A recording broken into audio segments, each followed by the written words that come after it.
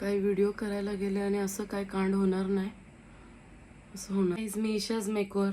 तर नायकाच्या black Friday सेलवरून मी काही shopping केलेली. त्यामध्ये मी लॉरियलचे कन्सिलरसुद्धा मागवले होते. तर मला याचा रिव्ह्यू बघायचा आहे कसे आहेत आणि याचं कव्हरेज कसं आहे. तर बघूया. Let's start.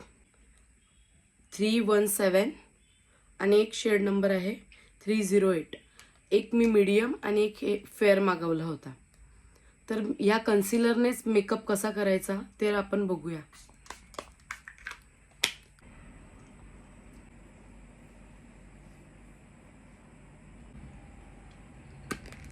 मागवलाय.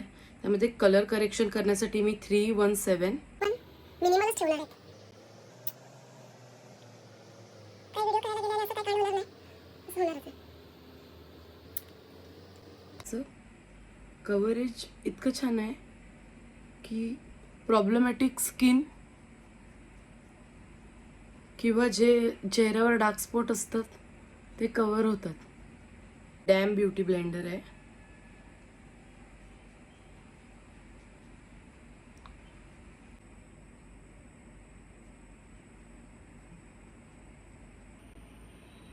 हा थोडासा कन्सिलर लावला तरी याचं कव्हरेज बघा, पूर्ण फेस कव्हर झालाय.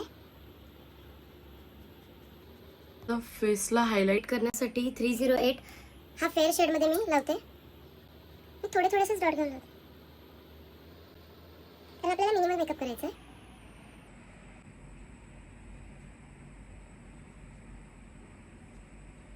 इकॉटच्या कॉम्पॅक्टने बेस सेट करून घेऊया.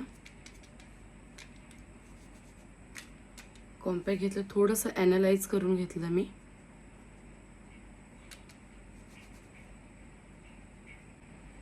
ब्लशर लावून घेते.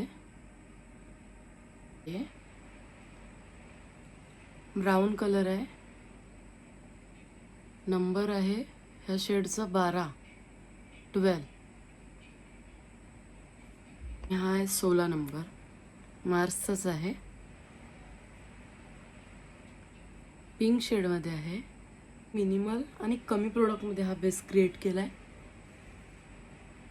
आणि विंटर सीझनसाठी तर मस्ट ट्राय करा हा बेस. हे कन्सिलर नक्की बाय करू शकता कारण याचा रिझल्ट खूप छान आहे. याचं कव्हरेज देखील खूप छान आहे. फायनली 3 तासानंतर हा बेस मी चेक केला आणि हा व्हिडिओ मी सनलाईटमध्ये काढला. सो हा बेस आणखीनच फ्लॉलेस झाला होता. तर तुम्ही नक्की बघू शकता. आणि एक फेसवर शाईन आली होती. Thank you for watching. बाय.